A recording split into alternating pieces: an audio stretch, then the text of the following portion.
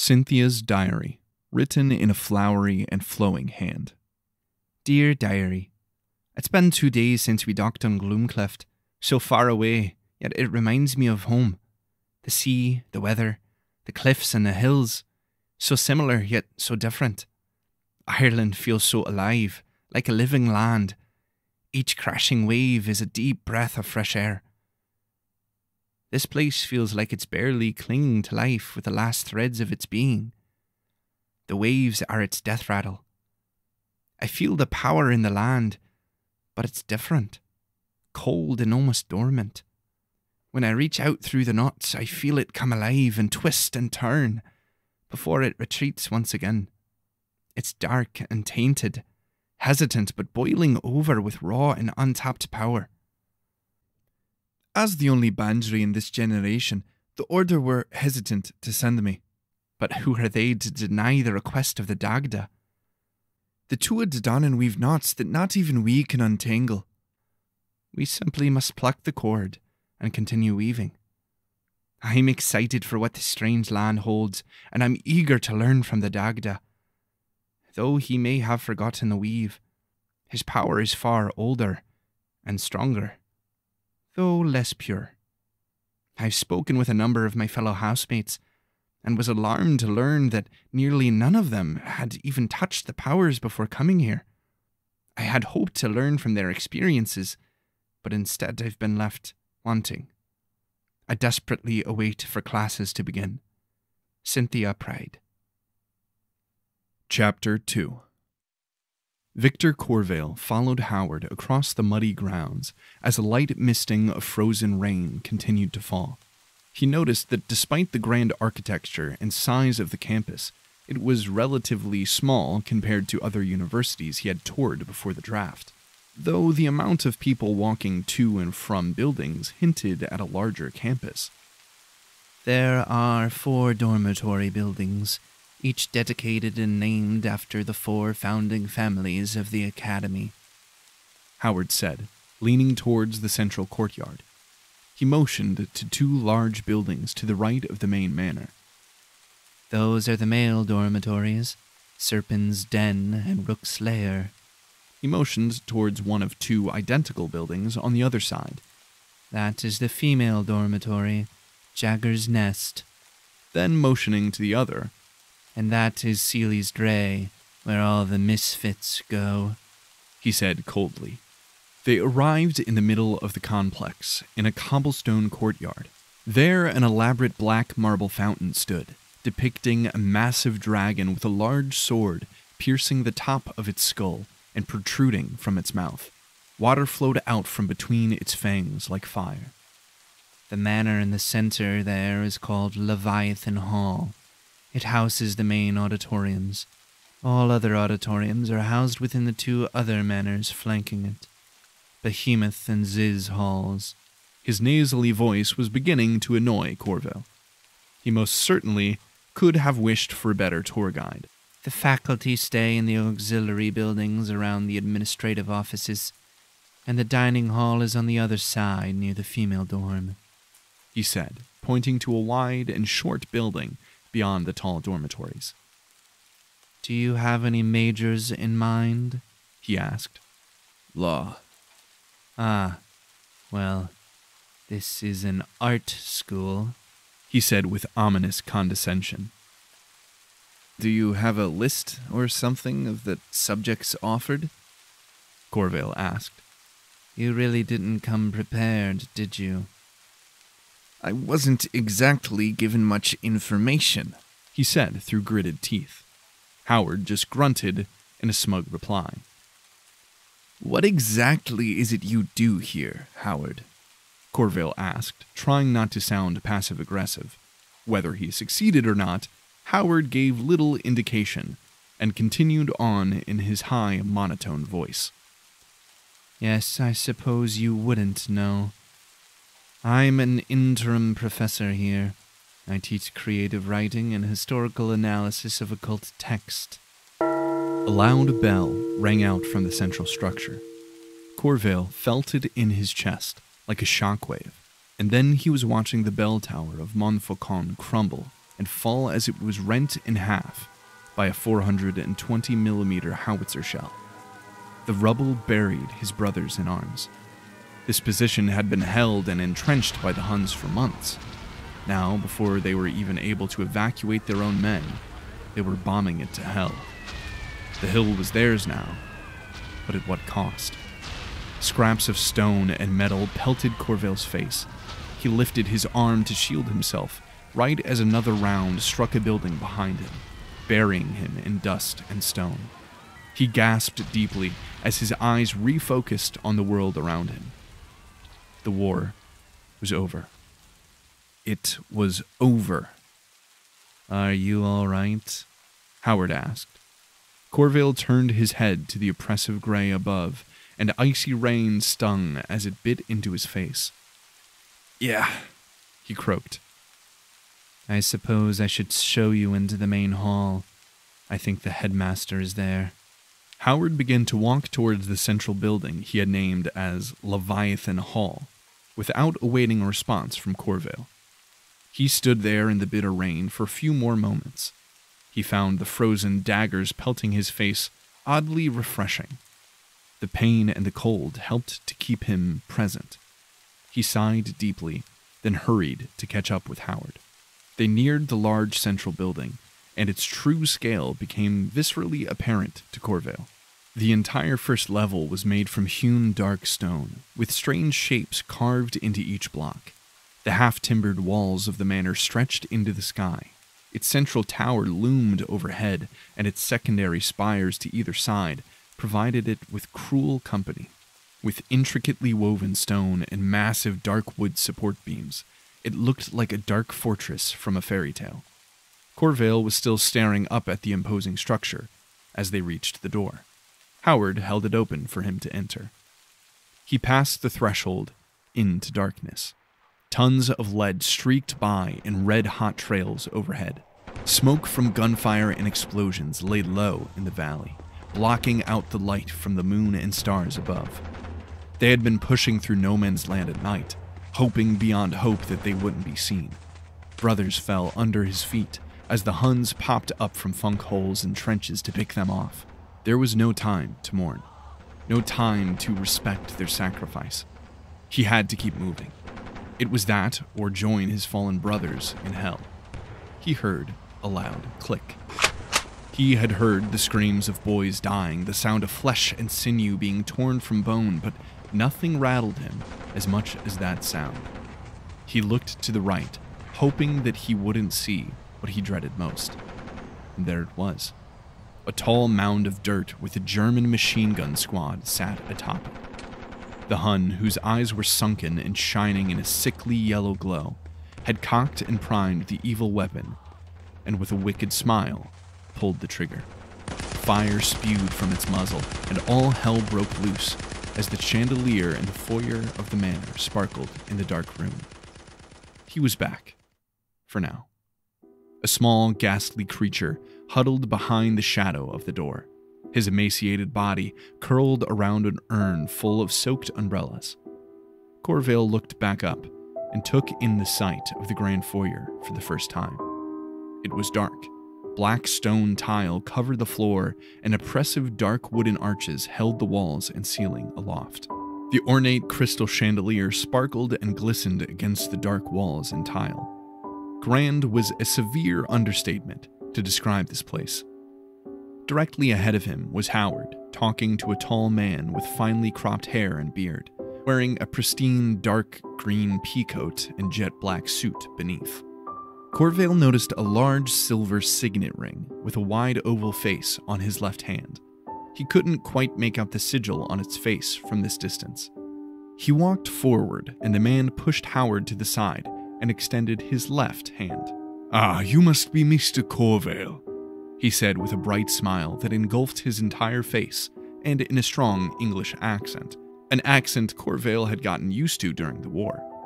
Corveil looked down at the man's ringed hand that was extended to him.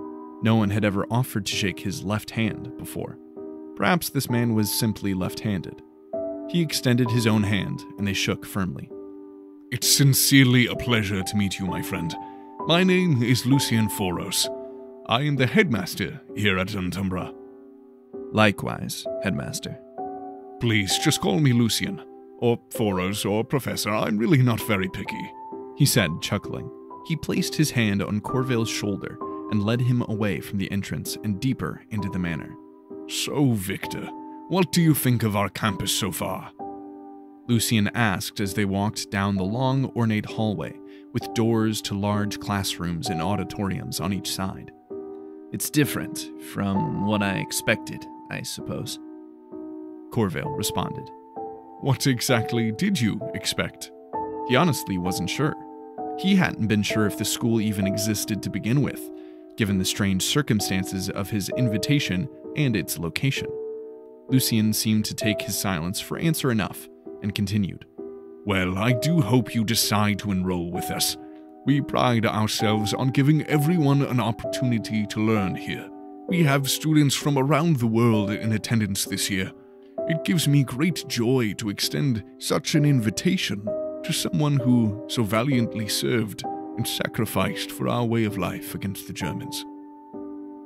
Images flooded Corveil's mind. Blood, smoke, death. Why does it always come back to this? He thought to himself. Lucian stopped walking, seeing the far-off look that had overcome Corveil's face. I apologize. I didn't mean to bring up a sore topic such as the war. I am simply very thankful for your service, but I will not mention it again, he said sincerely with a thin and mournful smile. Corveil cleared his throat. No, it's all right. Sometimes it just feels like that sacrifice was wasted. He held up his stub of a right hand, surprised at himself for opening up like this. What did all the killing and death really accomplish? Was it really worth it? Lucian sighed, like a father being asked a difficult question by his son. That is not my place to decide. Only you, who fought and bled for it, can honestly answer that question. Come along. Allow me to introduce you to the rest of our staff. He led him further in, and then into a wide classroom where a stout woman with black and gray hair was teaching. He and Lucian stood at the back of the class while the woman finished speaking.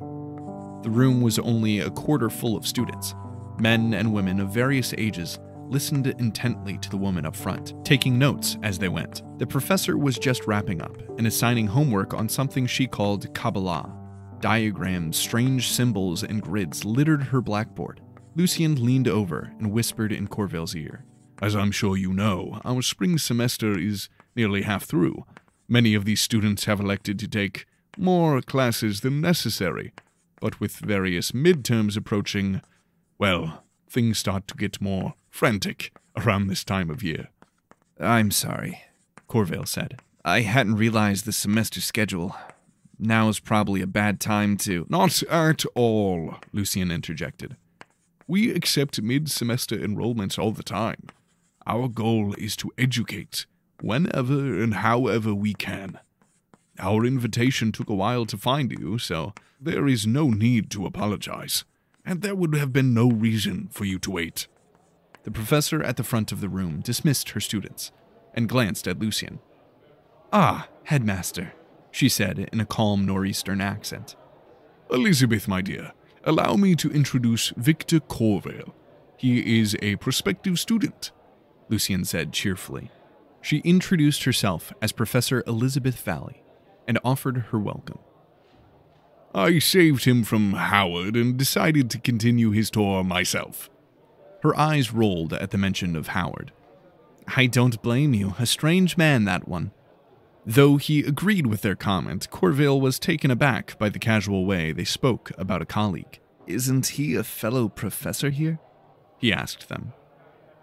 Interim professor, she corrected. I invited him to join our faculty when the previous professor that filled his position took a leave of absence. He is an extremely intelligent man and talented writer, but he lacks certain social graces, Lucian informed. Ah, I see. Don't you have a mid-semester pep speech to give, headmaster? Professor Valley asked. Is it time already? Lucian asked in alarm and checked his pocket watch. Evidently so. Do you mind escorting Mr. Corveil to the main hall? I need to retreat to my office first, he asked Elizabeth. Of course, headmaster. With a smile and a wave, he ran out of the classroom and down the hall. Professor Valley led him out into the hall and back the way he had come. He noticed a similar ring to the one Lucian wore, but hers was on her right hand, and he could clearly see the sigil emblazoned on its face. It was a strange geometric pattern with an odd symbol within its center. It appeared to be a curved line reminiscent of a question mark, with a circle connected to its curved end. As they walked, she gave a brief summary of the school's history, facts that Corveil had already gathered from his talk with Howard and from the plaque on the entrance gate. Entumbra Academy was founded nearly 300 years prior by affluent families who had an interest in more obscure art forms, funded and led by the Foros family, whom Lucian was a direct descendant of. She led him back into the foyer where he had entered and into a wide hallway which opened into a massive auditorium. He knew this place was huge, but this auditorium seemed impossibly large. It reminded him of images he had seen of Parliament or other high political courts, but at least double the size. Rows of pews and chairs spread out in every direction for hundreds of feet, all facing towards the center of the far wall where a stage was laid. High vaulted ceilings gave Corveil vertigo as he took in his surroundings. She led him through the gathering crowd of people who were filing into the tiers of pews wrapping around the large oval room, and out into the center of the floor, where a number of other people were gathering at a series of tables and chairs laid out there. She motioned him towards one of the long tables, and he took a seat. Professor Valley continued to the stage and took a seat with other faculty members behind the podium. A number of other students or prospective students sat down at the table with him. A young girl with flaming orange hair curling and flowing in every direction sat down in front of him. Her bushy head almost obstructed his view of the stage. She wore a rough linen blouse and a long green wool skirt that covered her feet. Both her skirt and the sleeves and collar of her blouse were covered in intricate golden embroidery depicting vines, trees, and knots. He scooted his chair back a few inches in an attempt to see around her to the stage. Her head swiveled at the sound of the chair legs against the tiled floor. Her emerald eyes, set in a round, freckled face, looked at him. "Oh, I'm terribly sorry. Am I blocking your view?" she asked in a soft voice with a strong Irish accent. "It's all right," he responded. She glanced up at her hair and wrapped her arms around it, forcing it downwards with an incredulous sigh. "Sometimes I wish I could cut my hair like yours," she said with a jesting smile. He struggled to smile back. "I used to prefer mine longer, but," he said, gesturing to the burn and scar on the side of his head, with the hand he forgot he no longer had. She inhaled sharply and leaned back at seeing the wounds. He saw a twitch of fear or surprise in her green eyes as she did. I'm sorry," he said, covering his arm. "I didn't mean to frighten you." He looked away, fleeing eye contact. That look on her face haunted him. "This is my life now," he thought to himself harshly. "It's the same look that nearly everyone gives. Like I'm a monster. Like I'm some rabid animal gnawing at my own paw to escape a trap. Deranged. Dangerous."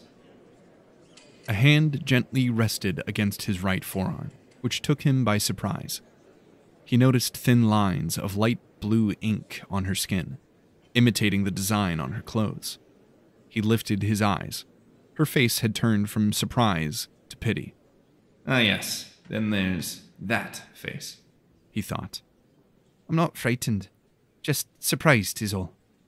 Her pitiful face melted into a smile once more. "I'm sorry," she said. "It's fine," he responded, pulling his arm away and looking past her to the stage. Out of the corner of his eye, he watched her smile fade before turning around herself. Lucian walked out onto the stage and stood behind the podium. He cleared his throat, then began to speak. "Ladies, gentlemen, welcome to your favorite time of the year. Midterm aptitude testing season. This declaration was met by a mix of chuckles, laughs, and groans. Though I understand this can be a stressful time, it is important for us as an academy to gauge the learning of our students, in an attempt to better help each and every one of you achieve your fullest potential in the arts. It is of utmost importance that we instruct, enable, and equip this next generation. You hold the future in your hands. We here at Antumbra Academy want to help you shape it into your image. It is a delicate world we live in, and the tools we use have the ability to change the balance. We must use these tools to change the world, not break it. Corveil reluctantly leaned forward towards the orange-haired girl and whispered, What is he talking about? She turned her head, and he couldn't mistake the look of awe and admiration on her face. She flashed him a genuine and slightly mischievous smile before whispering back with a twinkle in her eye, You'll see. I would also like to take a moment to acknowledge a number of new prospective students that are joining us today. He raised his hand out, palm up, motioning to Corveil and the others sitting around him at the tables in the center of the room. A light applause arose from the sides of the room, like waves lightly lapping a beach. I'm sure you all have many questions, and they will all be answered in time. But for now, Lucien tilted his head down and looked out at the crowd from under his brow. He held out his hands to either side of him, and Corveil could have sworn that he saw a slight glow emanating from his left hand. allow me to welcome you to the Antumbra Academy of Arcane Art. With a dangerous look in his eyes, Lucien snapped his fingers, and 2 plumes of fire sprouted from his hands. Then he clapped his hands together, and the room erupted in fire and light.